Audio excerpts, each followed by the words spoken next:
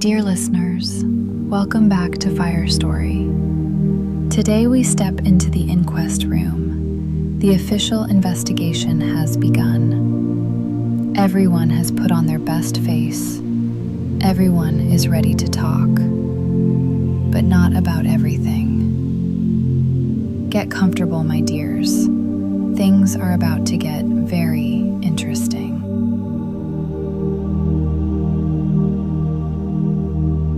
Agatha Christie, The Mysterious Affair at Styles, Chapter 6.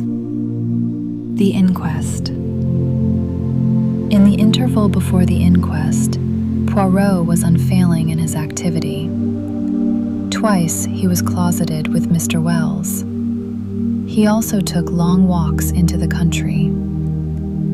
I rather resented his not taking me into his confidence, the more so as I could not in the least guess what he was driving at. It occurred to me that he might have been making inquiries at Rakes's farm. So, finding him out when I called at Leastway's cottage on Wednesday evening, I walked over there by the fields, hoping to meet him. But there was no sign of him, and I hesitated to go right up to the farm itself. As I walked away, I met an aged rustic who leered at me cunningly. "You from the Hall, bain't you?" he asked. "Yes, I'm looking for a friend of mine whom I thought might have walked this way." "A little chap, as waves his hands when he talks?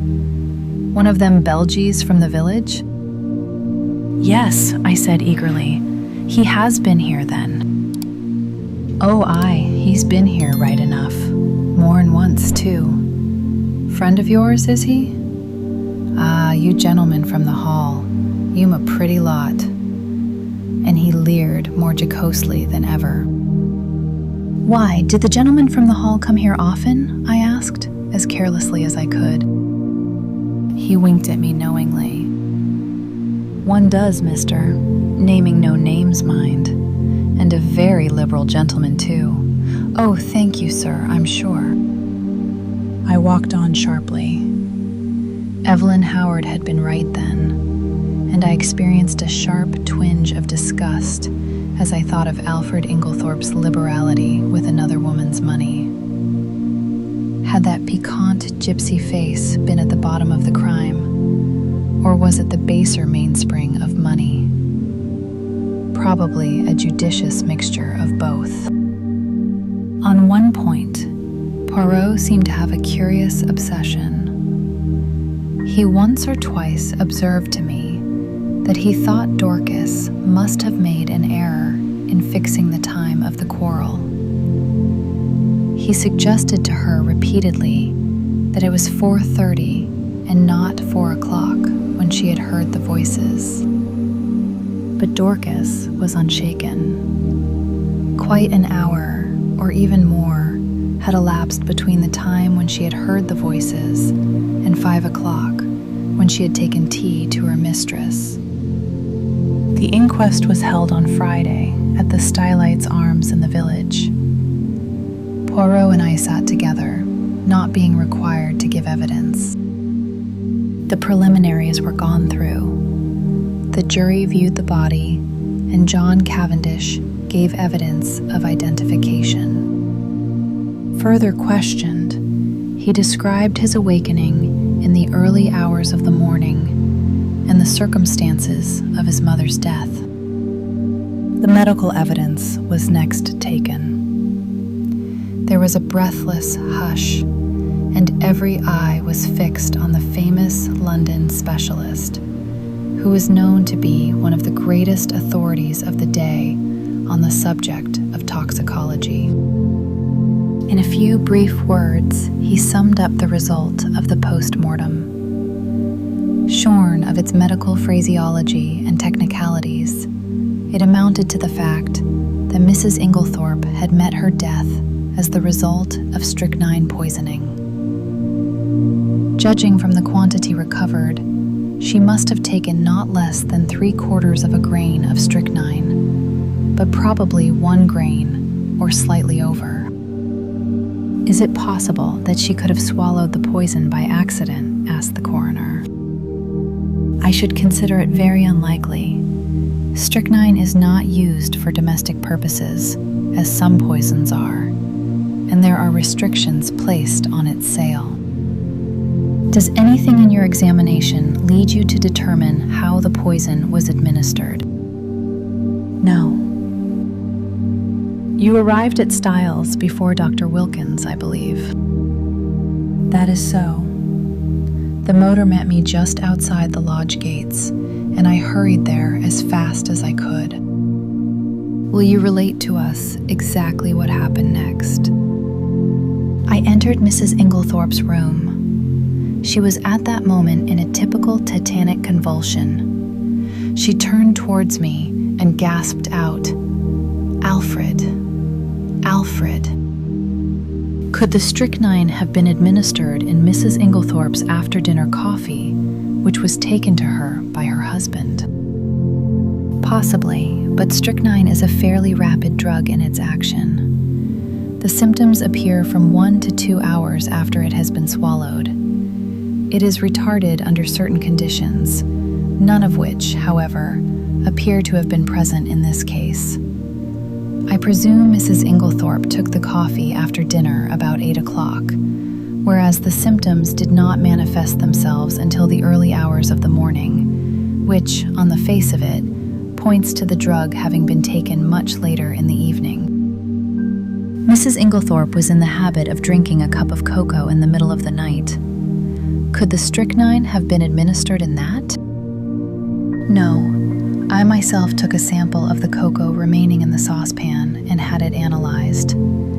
There was no strychnine present. I heard Poirot chuckle softly beside me. "How did you know?" I whispered. "Listen." I should say, the doctor was continuing, that I would have been considerably surprised at any other result. Why? Simply because strychnine has an unusually bitter taste. It can be detected in a solution of 1 in 70,000 and can only be disguised by some strongly flavored substance. Cocoa would be quite powerless to mask it. One of the jury wanted to know if the same objection applied to coffee. No, coffee has a bitter taste of its own, which would probably cover the taste of strychnine. Then you consider it more likely that the drug was administered in the coffee, but that for some unknown reason its action was delayed. Yes, but the cup being completely smashed, there is no possibility of analyzing its contents. This concluded Dr. Bauerstein's evidence. Dr. Wilkins corroborated it on all points. Sounded as to the possibility of suicide, he repudiated it utterly. The deceased, he said, suffered from a weak heart, but otherwise enjoyed perfect health and was of a cheerful and well-balanced disposition. She would be one of the last people to take her own life. Lawrence Cavendish was next called. His evidence was quite unimportant, being a mere repetition of that of his brother.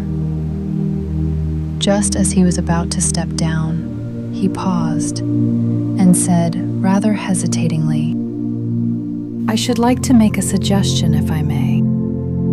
He glanced deprecatingly at the coroner, who replied briskly, "Certainly, Mr. Cavendish. We are here to arrive at the truth of this matter and welcome anything that may lead to further elucidation."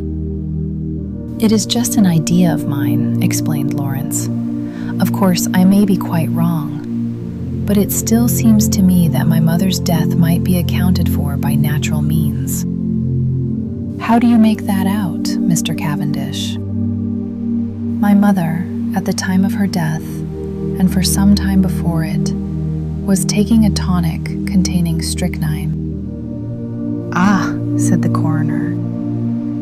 The jury looked up, interested. "I believe," continued Lawrence, "that there have been cases where the cumulative effect of a drug, administered for some time, has ended by causing death. Also, is it not possible that she may have taken an overdose of her medicine by accident? This is the first we have heard of the deceased taking strychnine at the time of her death. We are much obliged to you, Mr. Cavendish.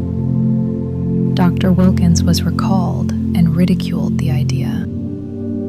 What Mr. Cavendish suggests is quite impossible. Any doctor would tell you the same. Strychnine is, in a certain sense, a cumulative poison, but it would be quite impossible for it to result in sudden death in this way. There would have to be a long period of chronic symptoms, which would at once have attracted my attention. The whole thing is absurd. And the second suggestion? That Mrs. Inglethorpe may have inadvertently taken an overdose. 3 or even 4 doses would not have resulted in death. Mrs. Inglethorpe always had an extra large amount of medicine made up at a time, as she dealt with Coots, the cash chemists in Tadminster. She would have had to take very nearly the whole bottle to account for the amount of strychnine found at the post-mortem. Then you consider that we may dismiss the tonic as not being in any way instrumental in causing her death. Certainly, the supposition is ridiculous. The same juryman who had interrupted before here suggested that the chemist who made up the medicine might have committed an error. That, of course, is always possible, replied the doctor. But Dorcas, who was the next witness called, dispelled even that possibility. The medicine had not been newly made up. On the contrary, Mrs. Inglethorpe had taken the last dose on the day of her death. So the question of the tonic was finally abandoned, and the coroner proceeded with his task. Having elicited from Dorcas how she had been awakened by the violent ringing of her mistress's bell, and had subsequently roused the household, he passed to the subject of the quarrel on the preceding afternoon. Dorcas's evidence on this point was substantially what Poirot and I had already heard, so I will not repeat it here. The next witness was Mary Cavendish.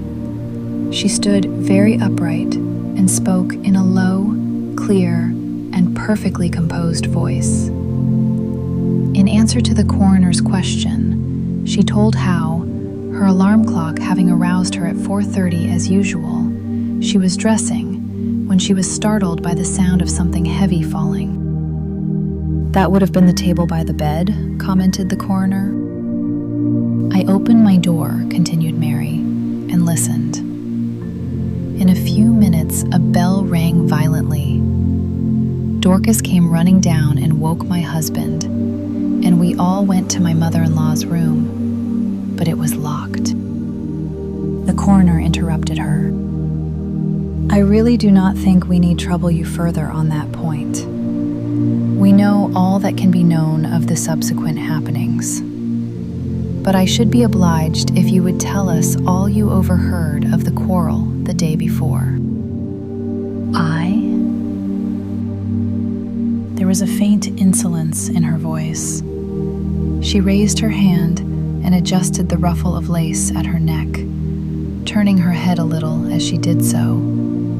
And quite spontaneously, the thought flashed across my mind. She is gaining time.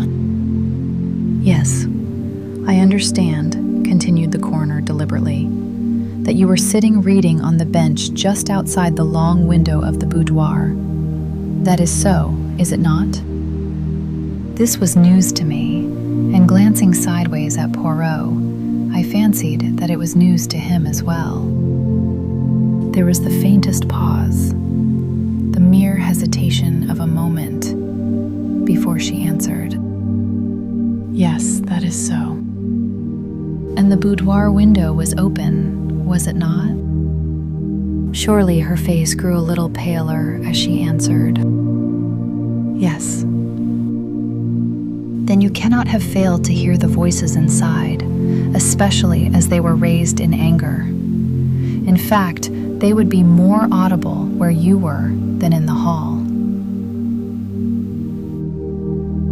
Possibly. Will you repeat to us what you overheard of the quarrel? I really do not remember hearing anything. Do you mean to say you did not hear voices?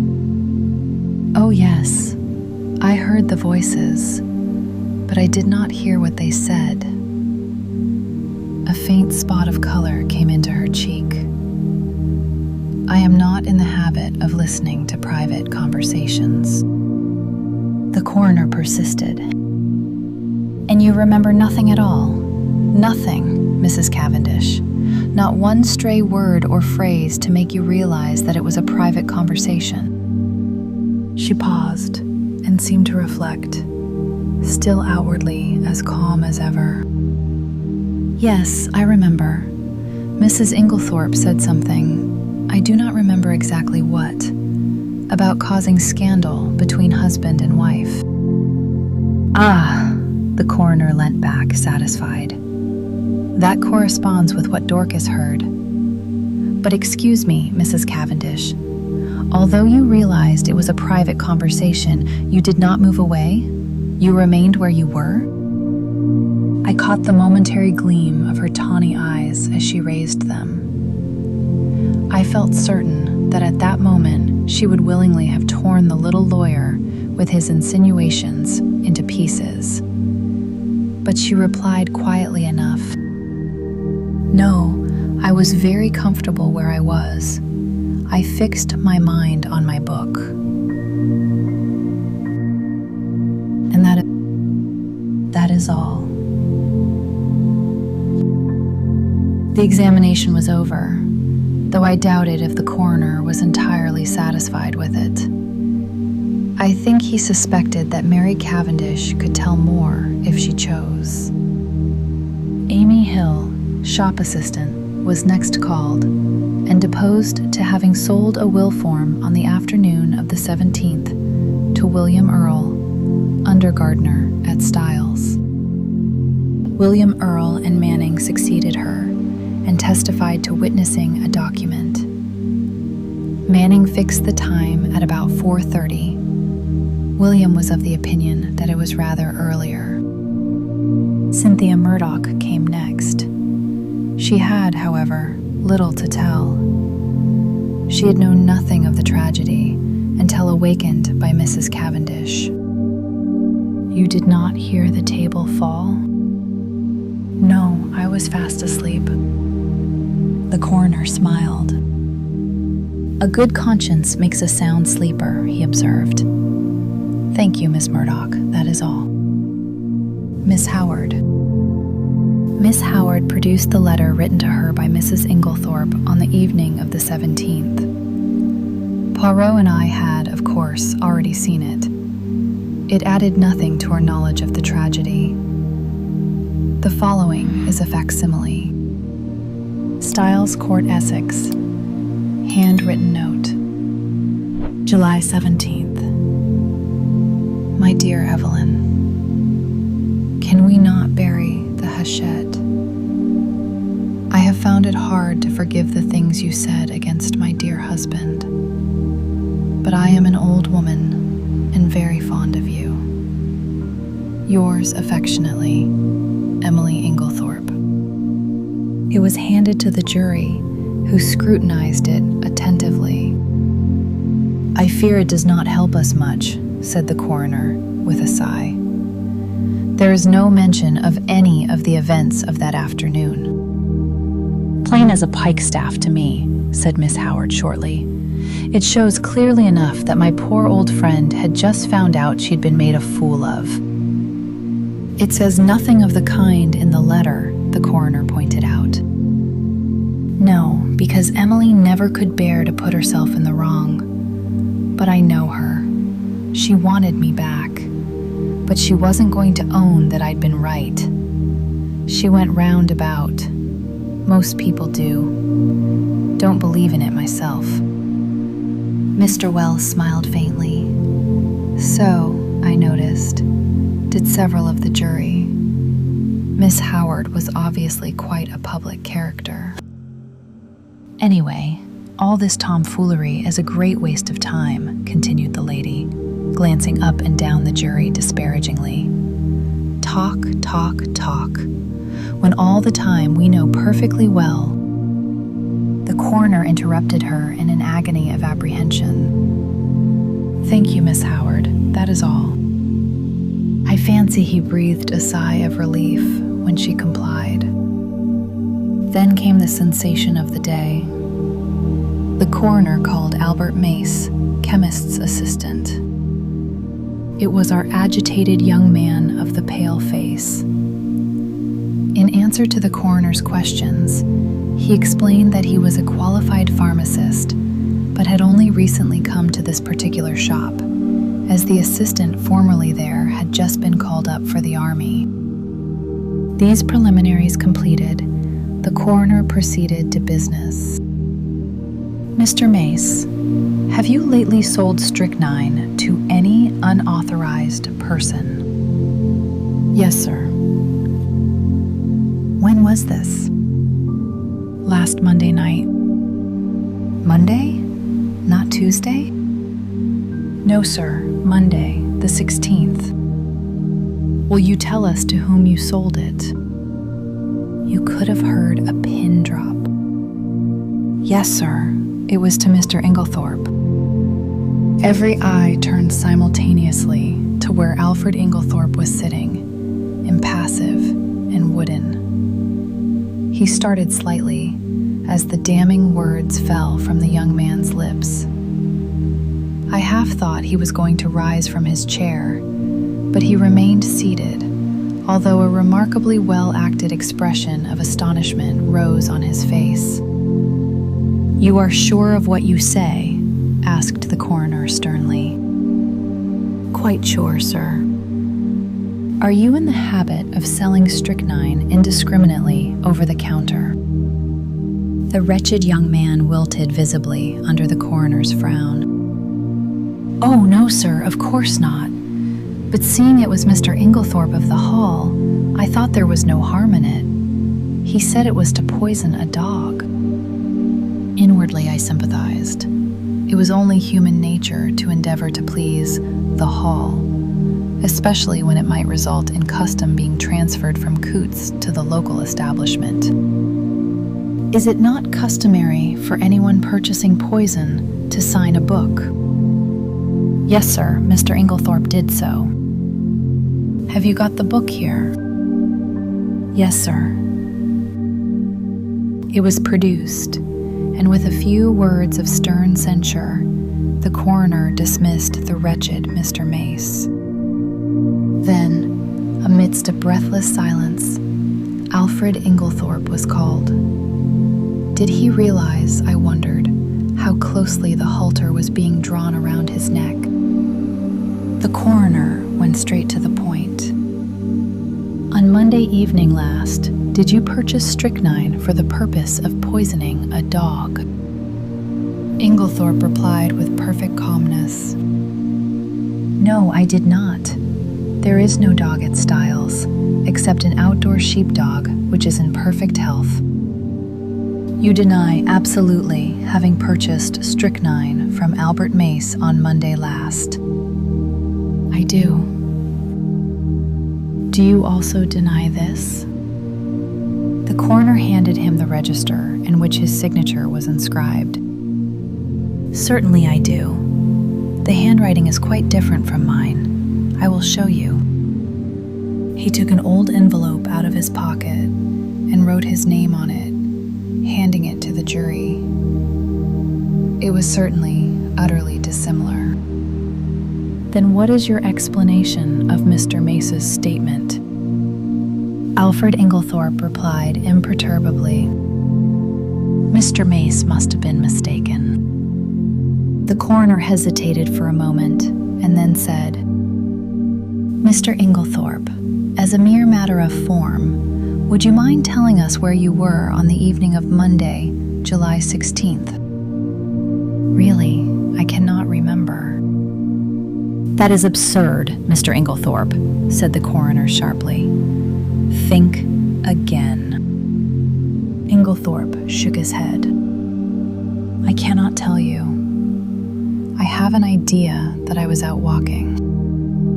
In what direction? I really can't remember. The coroner's face grew graver. Were you in company with anyone? No. Did you meet anyone on your walk? No. That is a pity, said the coroner dryly. I am to take it then that you decline to say where you were at the time that Mr. Mace positively recognized you as entering the shop to purchase strychnine. If you like to take it that way, yes. Be careful, Mr. Inglethorpe. Poirot was fidgeting nervously. Sacré, he murmured. Does this imbecile of a man want to be arrested? Inglethorpe was indeed creating a bad impression. His futile denials would not have convinced a child. The coroner, however, passed briskly to the next point, and Poirot drew a deep breath of relief. You had a discussion with your wife on Tuesday afternoon? Pardon me, interrupted Alfred Inglethorpe. You have been misinformed. I had no quarrel with my dear wife. The whole story is absolutely untrue. I was absent from the house the entire afternoon. Have you anyone who can testify to that? You have my word, said Inglethorpe haughtily. The coroner did not trouble to reply. There are 2 witnesses who will swear to having heard your disagreement with Mrs. Inglethorpe. Those witnesses were mistaken. I was puzzled. The man spoke with such quiet assurance that I was staggered. I looked at Poirot. There was an expression of exultation on his face, which I could not understand. Was he at last convinced of Alfred Inglethorpe's guilt? Mr. Inglethorpe, said the coroner, you have heard your wife's dying words repeated here. Can you explain them in any way? Certainly I can. You can? It seems to me very simple. The room was dimly lighted. Dr. Bauerstein is much of my height and build, and like me, wears a beard. In the dim light, and suffering as she was, my poor wife mistook him for me. Ah, murmured Poirot to himself. But it is an idea that... You think it is true? I whispered. I do not say that, but it is truly an ingenious supposition. You read my wife's last words as an accusation, Inglethorpe was continuing. They were, on the contrary, an appeal to me. The coroner reflected a moment, then he said, I believe, Mr. Inglethorpe, that you yourself poured out the coffee and took it to your wife that evening. I poured it out, yes, but I did not take it to her. I meant to do so, but I was told that a friend was at the hall door, so I laid down the coffee on the hall table. When I came through the hall again, a few minutes later, it was gone. This statement might or might not be true, but it did not seem to me to improve matters much for Inglethorpe. In any case, he had had ample time to introduce the poison. At that point, Poirot nudged me gently, indicating 2 men who were sitting together near the door. One was a little, sharp, dark, ferret-faced man. The other was tall and fair. I questioned Poirot mutely. He put his lips to my ear. Do you know who that little man is? I shook my head. That is Detective Inspector James Japp of Scotland Yard, Jimmy Japp. The other man is from Scotland Yard too. Things are moving quickly, my friend. I stared at the 2 men intently. There was certainly nothing of the policeman about them. I should never have suspected them of being official personages. I was still staring when I was startled and recalled by the verdict being given. Willful murder against some person or persons unknown. The official inquest, and this is where things become truly uncomfortable. Witnesses tell the truth, but not all of it. Someone stays silent out of fear, someone out of love, someone out of cold calculation. The inquest room is a small theater, and everyone is playing their part. And our little detective sits in the corner and watches. I feel like I'm sitting right beside him. Chapter 7. Poirot pays his debts. As we came out of the Stylites' arms, Poirot drew me aside by a gentle pressure of the arm. I understood his object. He was waiting for the Scotland Yard men. In a few moments they emerged, and Poirot at once stepped forward and accosted the shorter of the two. "I fear you do not remember me, Inspector Japp." "Why, if it isn't Mr. Poirot," cried the inspector. He turned to the other man. "You've heard me speak of Mr. Poirot. It was in 1904 he and I worked together, the Abercrombie forgery case. You remember, he was run down in Brussels. Ah, those were great days, Musier. Then, do you remember Baron Altara? There was a pretty rogue for you. He eluded the clutches of half the police in Europe, but we nailed him in Antwerp, thanks to Mr. Poirot here." As these friendly reminiscences were being indulged in, I drew nearer and was introduced to Detective Inspector Japp, who, in his turn, introduced us both to his companion, Superintendent Summerhay. "I need hardly ask what you are doing here, gentlemen," remarked Poirot. Japp closed one eye, knowingly. "No, indeed. Pretty clear case, I should say." But Poirot answered gravely, "There I differ from you." "Oh, come," said Summerhay, opening his lips for the first time. "Surely the whole thing is clear as daylight. The man's caught red-handed. How he could be such a fool beats me." But Japp was looking attentively at Poirot. "Hold your fire, Summerhay," he remarked jocularly. "Me and Musier here have met before, and there's no man's judgment I'd sooner take than his.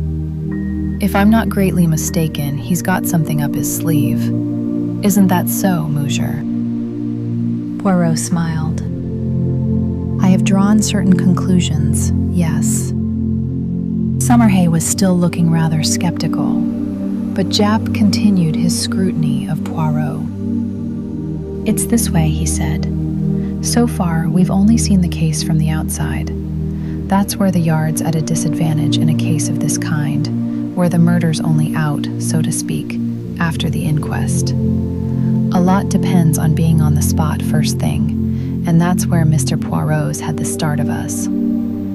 We shouldn't have been here as soon as this even, if it hadn't been for the fact that there was a smart doctor on the spot who gave us the tip through the coroner.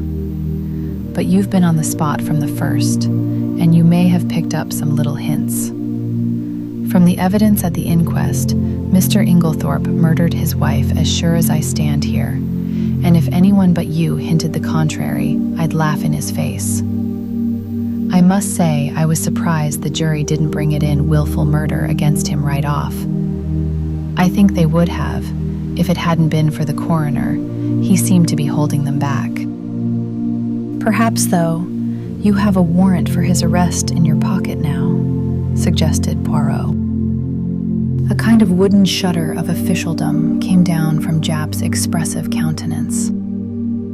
Perhaps I have, and perhaps I haven't, he remarked dryly. Poirot looked at him thoughtfully. I am very anxious, messieurs, that he should not be arrested. I dare say, observed Summerhay sarcastically. Jap was regarding Poirot with comical perplexity. Can't you go a little further, Mr. Poirot? A wink's as good as a nod from you. You've been on the spot, and the Yard doesn't want to make any mistakes, you know. Poirot nodded gravely. That is exactly what I thought. Well, I will tell you this. Use your warrant. Arrest Mr. Inglethorpe. But it will bring you no kudos. The case against him will be dismissed at once, comme ça. And he snapped his fingers expressively. Jap's face grew grave, though Summerhay gave an incredulous snort. As for me, I was literally dumb with astonishment.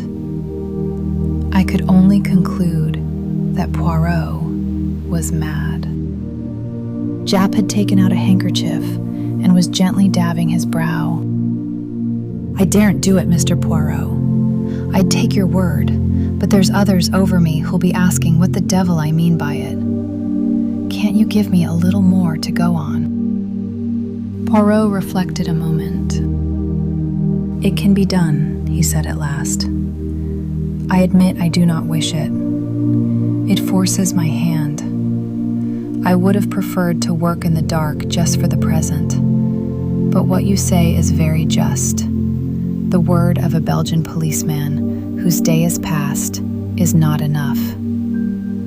And Alfred Inglethorpe must not be arrested. That I have sworn, as my friend Hastings here knows. See, then, my good Jap, you go at once to Styles. Well, in about half an hour. We're seeing the coroner and the doctor first. Good. Call for me in passing, the last house in the village. I will go with you. At Styles, Mr. Inglethorpe will give you, or if he refuses, as is probable, I will give you such proofs that shall satisfy you that the case against him could not possibly be sustained.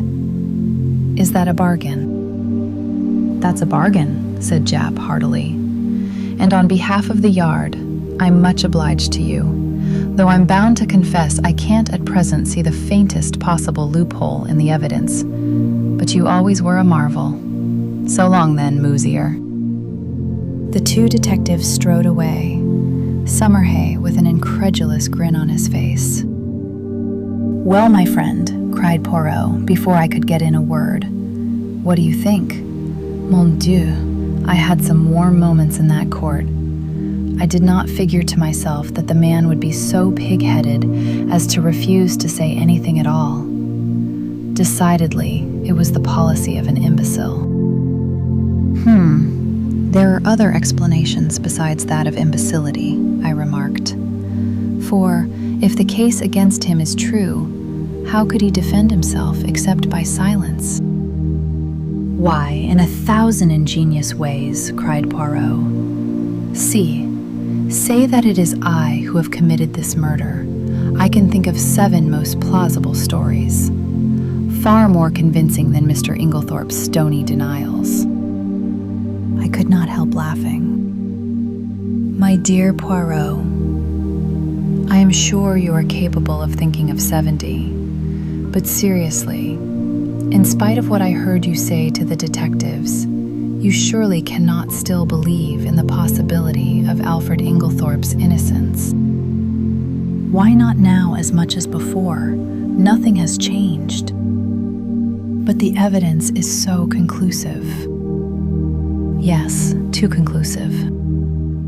We turned in at the gate of Leastways Cottage and proceeded up the now familiar stairs.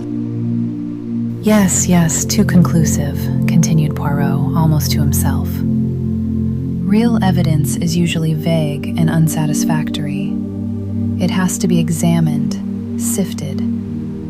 But here the whole thing is cut and dried. No, my friend, this evidence has been very cleverly manufactured, so cleverly that it has defeated its own ends. How do you make that out? Because, So long as the evidence against him was vague and intangible, it was very hard to disprove.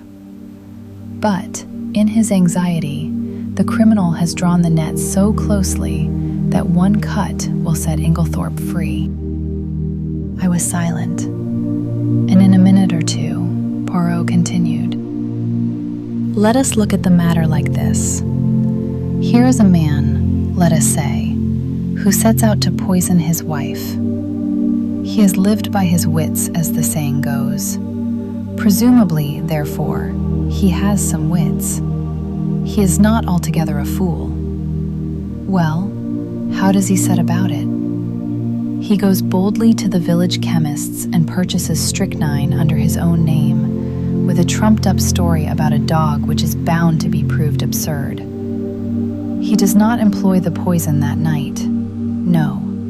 He waits until he has had a violent quarrel with her, of which the whole household is cognizant, and which naturally directs their suspicions upon him. He prepares no defense, no shadow of an alibi, yet he knows the chemist's assistant must necessarily come forward with the facts. Bah!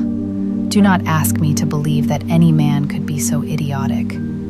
Only a lunatic who wished to commit suicide by causing himself to be hanged would act so. Still, I do not see, I began. Neither do I see. I tell you, mon ami, it puzzles me. Me, Hercule Poirot. But if you believe him innocent, how do you explain his buying the strychnine? Very simply, he did not buy it. But Mace recognized him. I beg your pardon. He saw a man with a black beard like Mr. Inglethorpe's, and wearing glasses like Mr. Inglethorpe, and dressed in Mr. Inglethorpe's rather noticeable clothes. He could not recognize a man whom he had probably only seen in the distance, since, you remember, he himself had only been in the village a fortnight, and Mrs. Inglethorpe dealt principally with coots in Tadminster. Then you think, mon ami, do you remember the 2 points I laid stress upon? Leave the first one for the moment. What was the second? The important fact that Alfred Inglethorpe wears peculiar clothes, has a black beard, and uses glasses, I quoted. Exactly. Now suppose anyone wished to pass himself off as John or Lawrence Cavendish. Would it be easy? No, I said thoughtfully. Of course, an actor. But Poirot cut me short ruthlessly. And why would it not be easy? I will tell you, my friend, because they are both clean-shaven men. To make up successfully as one of these two in broad daylight, it would need an actor of genius and a certain initial facial resemblance. But in the case of Alfred Inglethorpe, all that is changed. His clothes, his beard, the glasses which hide his eyes, those are the salient points about his personal appearance. Now, what is the first instinct of the criminal? To divert suspicion from himself, is it not so? And how can he best do that?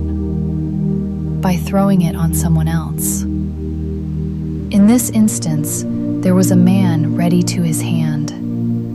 Everybody was predisposed to believe in Mr. Inglethorpe's guilt. It was a foregone conclusion that he would be suspected. But to make it a sure thing, there must be tangible proof, such as the actual buying of the poison, and that, with a man of the peculiar appearance of Mr. Inglethorpe, was not difficult. Remember, this young Mace had never actually spoken to Mr. Inglethorpe. How should he doubt that the man in his clothes, with his beard and his glasses, was not Alfred Inglethorpe? It may be so, I said, fascinated by Poirot's eloquence. But, if that was the case, why does he not say where he was at 6 o'clock on Monday evening? "Ah, why indeed," said Poirot, calming down. "If he were arrested, he probably would speak, but I do not want it to come to that. I must make him see the gravity of his position. There is, of course, something discreditable behind his silence. If he did not murder his wife, he is, nevertheless, a scoundrel, and has something of his own to conceal, quite apart from the murder." "What can it be?" I mused, won over to Poirot's views for the moment, although still retaining a faint conviction that the obvious deduction was the correct one. "Can you not guess?" asked Poirot, smiling. "No. Can you?" "Oh yes, I had a little idea some time ago, and it has turned out to be correct." "You never told me," I said reproachfully. Poirot spread out his hands apologetically. "Pardon me, mon ami. You were not precisely sympathique." He turned to me earnestly. "Tell me, you see now that he must not be arrested." "Perhaps," I said doubtfully, for I was really quite indifferent to the fate of Alfred Inglethorpe, and thought that a good fright would do him no harm. Poirot, who was watching me intently, gave a sigh. "Come, my friend," he said, changing the subject. "Apart from Mr. Inglethorpe, how did the evidence at the inquest strike you?" "Oh, pretty much what I expected." "Did nothing strike you as peculiar about it?" My thoughts flew to Mary Cavendish, and I hedged. "In what way?" "Well, Mr. Lawrence Cavendish's evidence, for instance." I was relieved. "Oh, Lawrence, no, I don't think so. He's always a nervous chap." His suggestion that his mother might have been poisoned accidentally by means of the tonic she was taking, that did not strike you as strange, huh? No, I can't say it did. The doctors ridiculed it, of course, but it was quite a natural suggestion for a layman to make. "But Monsieur Lawrence is not a layman. You told me yourself that he had started by studying medicine, and that he had taken his degree." "Yes, that's true. I never thought of that." I was rather startled. It is odd. Poirot nodded. "From the first, his behavior has been peculiar. Of all the household, he alone would be likely to recognize the symptoms of strychnine poisoning. And yet, we find him the only member of the family to uphold strenuously the theory of death from natural causes. If it had been Monsieur John, I could have understood it. He has no technical knowledge and is by nature unimaginative. But Monsieur Lawrence, no. And now, today, he puts forward a suggestion that he himself must have known was ridiculous. There is food for thought in this, mon ami." "It's very confusing," I agreed. "Then there is Mrs. Cavendish," continued Poirot. "That's another who is not telling all she knows. What do you make of her attitude?" "I don't know what to make of it. It seems inconceivable that she should be shielding Alfred Inglethorpe. Yet that is what it looks like." Poirot nodded reflectively. "Yes, it is queer. One thing is certain. She overheard a good deal more of that private conversation than she was willing to admit. And yet she is the last person one would accuse of stooping to eavesdrop." "Exactly. One thing her evidence has shown me. I made a mistake. Dorcas was quite right. The quarrel did take place earlier in the afternoon, about 4 o'clock, as she said." I looked at him curiously. I had never understood his insistence on that point. "Yes, a good deal that was peculiar came out today," continued Poirot. "Dr. Bauerstein, now, what was he doing up and dressed at that hour in the morning? It is astonishing to me that no one commented on the fact. He has insomnia, I believe, I said doubtfully. Which is a very good or a very bad explanation, remarked Poirot. It covers everything and explains nothing. I shall keep my eye on our clever Dr. Bauerstein. Any more faults to find with the evidence? I inquired satirically. Mon ami, replied Poirot gravely. When you find that people are not telling you the truth, look out. Now, unless I am much mistaken, at the inquest today, only one, at most, 2 persons were speaking the truth without reservation or subterfuge. Oh, come now, Poirot.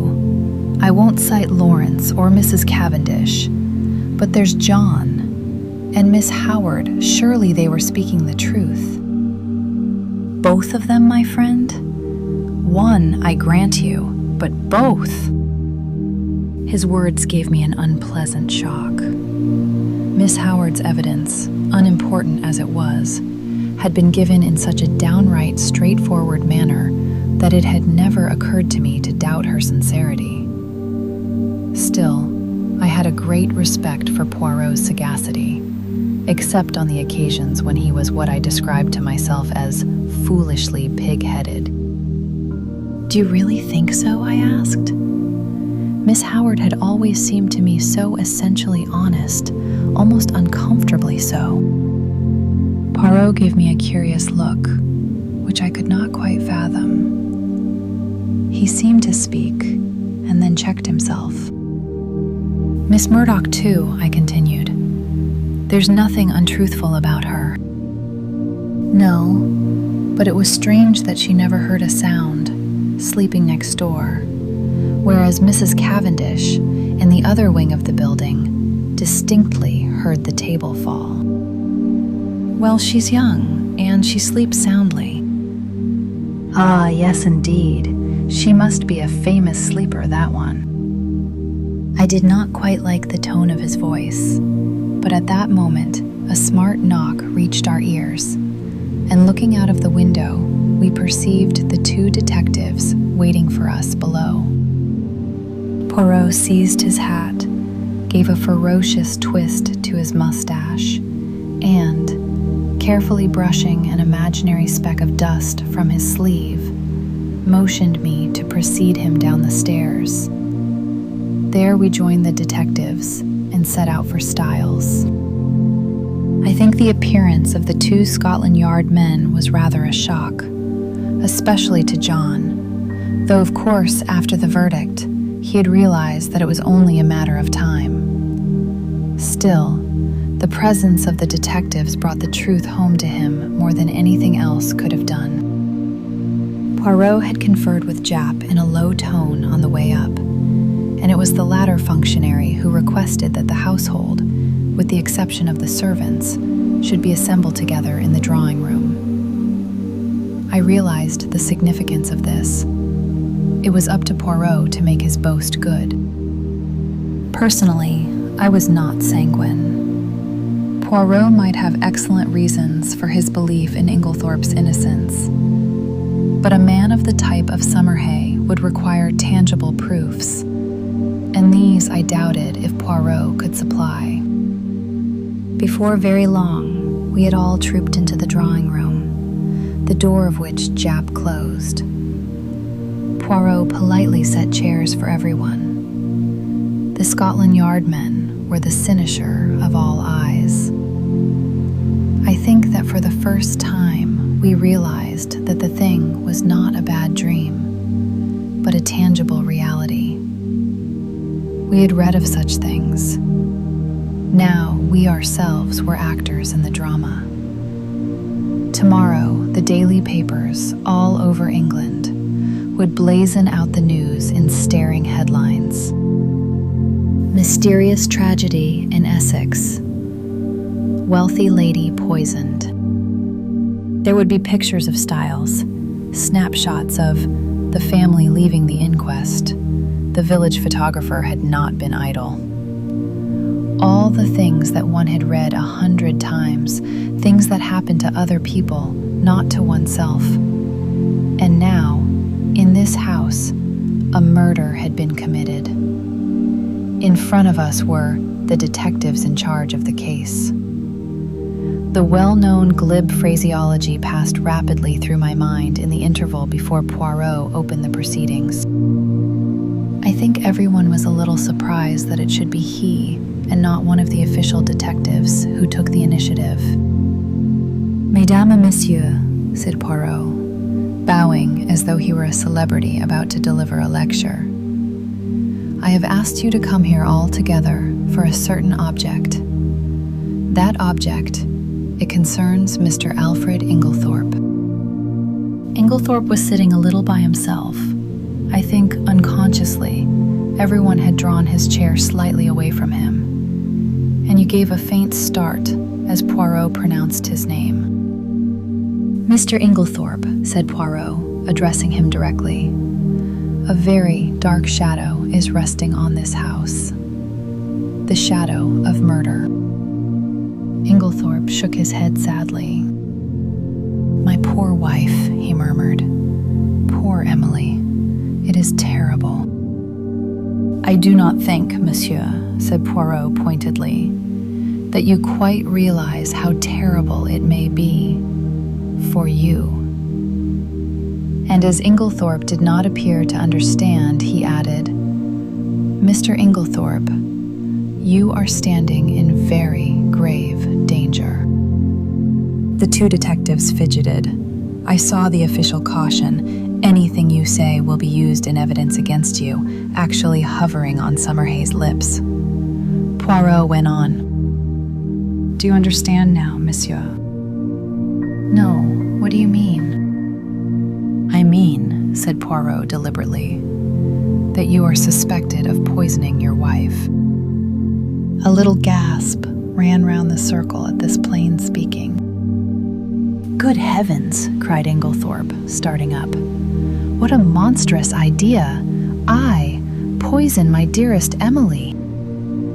I do not think, Poirot watched him narrowly, that you quite realize the unfavorable nature of your evidence at the inquest. Mr. Inglethorpe, knowing what I have now told you, do you still refuse to say where you were at 6 o'clock on Monday afternoon? With a groan, Alfred Inglethorpe sank down again and buried his face in his hands. Poirot approached and stood over him. Speak, he cried menacingly. With an effort, Inglethorpe raised his face from his hands. Then, slowly and deliberately, he shook his head. You will not speak. No, I do not believe that anyone could be so monstrous as to accuse me of what you say. Poirot nodded thoughtfully, like a man whose mind is made up. Soit, he said. Then I must speak for you. Alfred Inglethorpe sprang up again. You? How can you speak? You do not know. He broke off abruptly. Poirot turned to face us. Mesdames and messieurs, I speak. Listen. I, Hercule Poirot, affirm that the man who entered the chemist's shop and purchased strychnine at 6 o'clock on Monday last was not Mr. Inglethorpe. For at 6 o'clock on that day, Mr. Inglethorpe was escorting Mrs. Raikes back to her home from a neighboring farm. I can produce no less than 5 witnesses to swear to having seen them together, either at 6 or just after. And as you may know, the Abbey Farm, Mrs. Raikes' home, is at least 2.5 miles distant from the village. There is absolutely no question as to the alibi. And this visit is one of my favorite moments in the entire book. Our detective comes to offer his condolences and manages to gather several important clues without asking a single direct question. I watched it like a magic trick, and only afterwards understood exactly how he did it. Quietly, invisibly, perfectly. My dears, that's all for today. We just witnessed something rare. Politeness used as a weapon, and condolences turned into an interrogation. Elegant, isn't it? I'm completely in awe. Thank you, my dear ones, for spending these evenings with me. It means so much. Until next time.